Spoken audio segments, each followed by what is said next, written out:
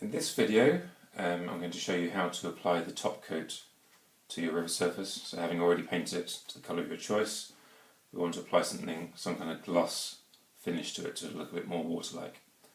There's lots of products you can use for this. Simple gloss varnishes can work as long as you get one which isn't going to sort of yellow on you over time as varnish sometimes can. This is the product I use. It's called Realistic Water from Wood & Scenics. It's not too expensive. It does last a long time. I've used about half a bottle so far for all the rivers you've probably seen. This pours directly onto the surface. There's no mixing of two components or anything. It cures by air drying. Do not shake the bottle first because that's going to introduce bubbles into the mixture and you don't want bubbles in your river. What you're going to need is your products. I can only talk about this means of making rivers. There's plenty of videos elsewhere if you want to have mixed resins or varnishes or anything else. So I'll talk about the way I do it. You need something to protect your surface. This is an old mat I've used for painting everything for about the last 15 years. Unfolded paper clip, which you're going to use to, well, you'll see in a minute, to tease the water out to the edges. So we'll begin. I'll start with the smaller surface. If I can open this.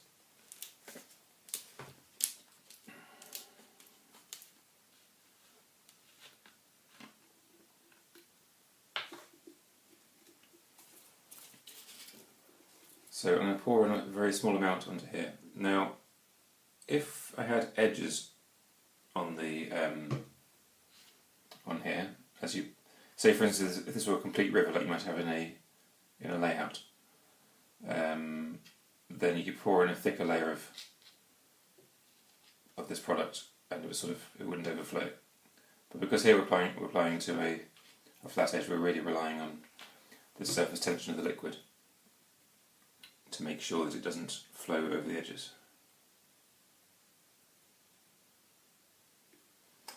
Which reminds me, you want to make sure that your surface that you're going to be resting your river pieces on to dry is as level as you can possibly manage. It's not over the top to get a spirit level out, and check the level of your surface. Which I've not done this time, but I shall do that. Otherwise, you'll get your river nice and neat, and then you'll find as it dries, it's running down to the bottom of the slope. So you can use an ordinary, just a flat desk, and just get a flat book or something put on top of it. Check that's level, and if it's not, you can add some pieces of card or paper, whatever, onto each corner until you get it perfectly level, and then rest your hexes in there. The smoother that you could got your surface to start with when you were applying the filler to it, the fewer layers of this water surface you're going to need.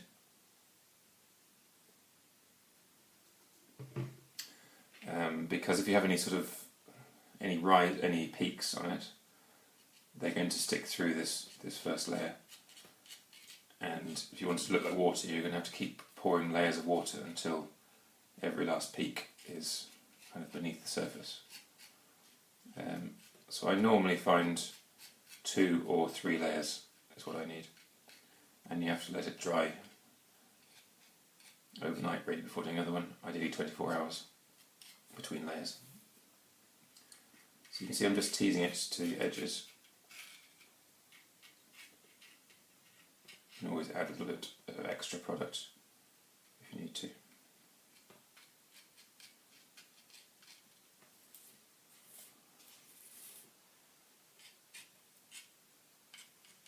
Which I think I shall do here, just a little bit.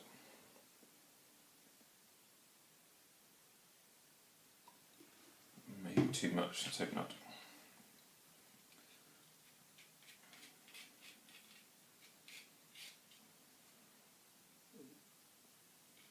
So you can speed this up a bit by sort of tipping the tipping your hex towards the edge you want to pour it towards. Just be wary because it doesn't take very much.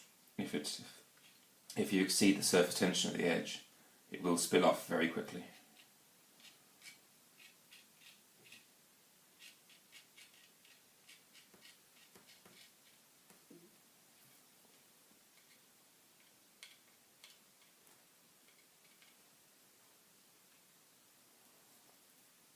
So there we go, that should be it. Just check the edges are all neat.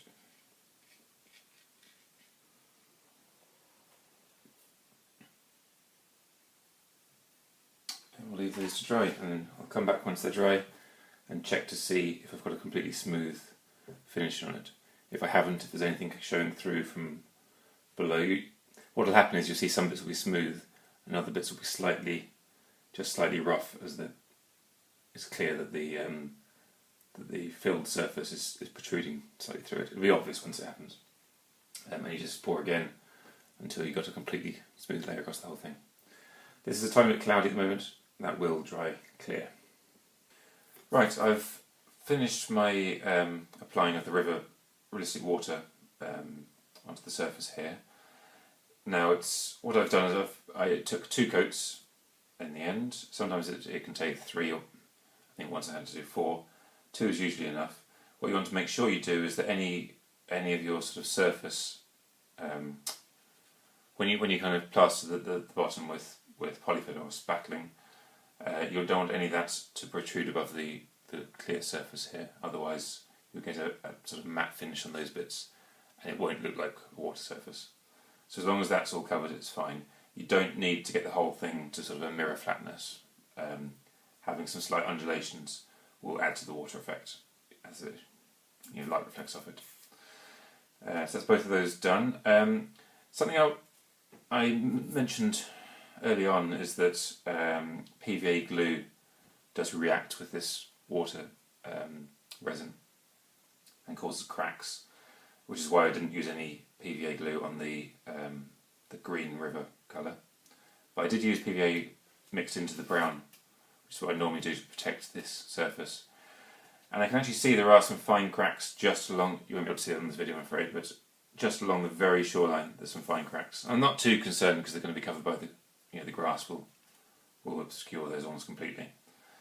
But as a tip, it's probably a good idea not to use any PVA or white glue in the mix, at least on the sloped surface, just to make sure it doesn't contact the river.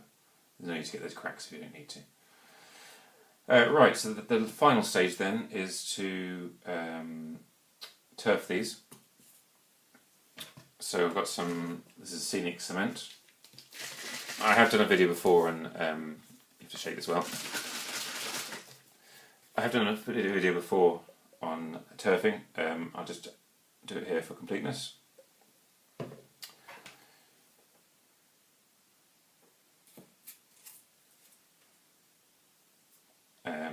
And because this adhesive, this scenic cement, is from Woodland Scenics, and I guess they test their products together, this one is fine with the water surface. It doesn't cause any problems.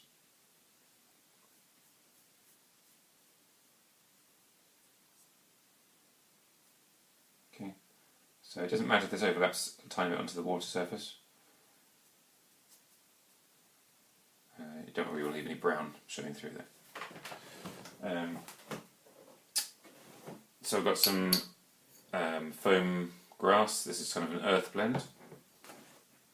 I've got a box to catch any overspill. So you can see I've used lots of this over the years. And then I've got some holes nailed through the lid of the jar. So I'm just going to shake that over the surface I just glued.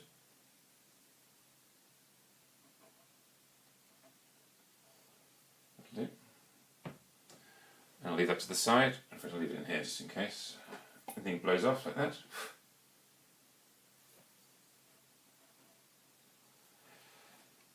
I'll also do the other one.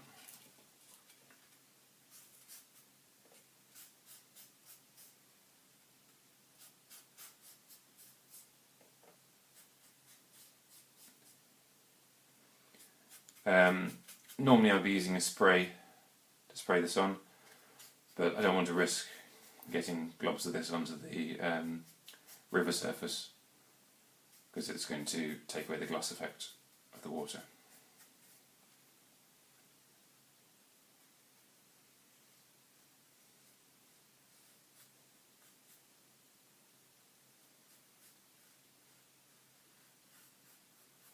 And if you do have any imperfections near the edge, you can, I've got a very slight gap here.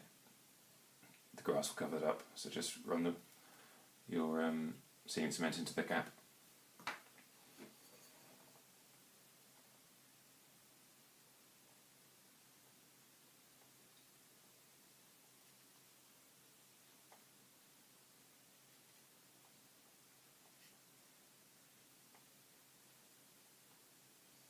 That'll do.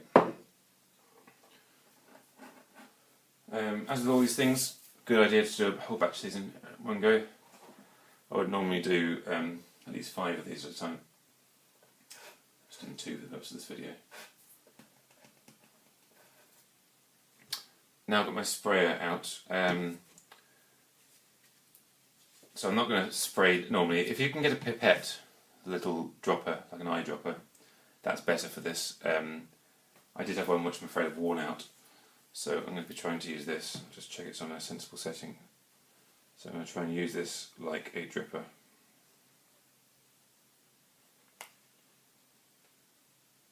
Okay. So I'll tilt it to make sure it's not going to spray anywhere else.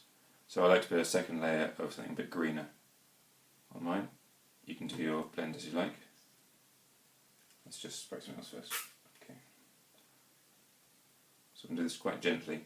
Ideally you'd leave this a little bit longer than I have. 5 or 10 minutes should be enough.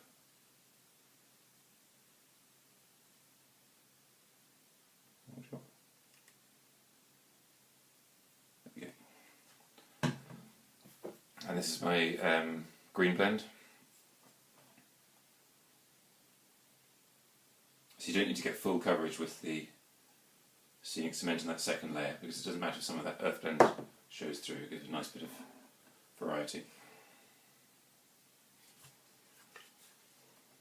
Do the same thing on this one.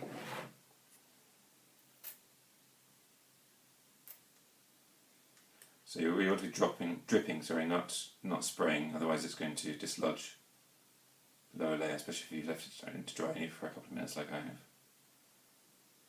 If in doubt, leave it an hour.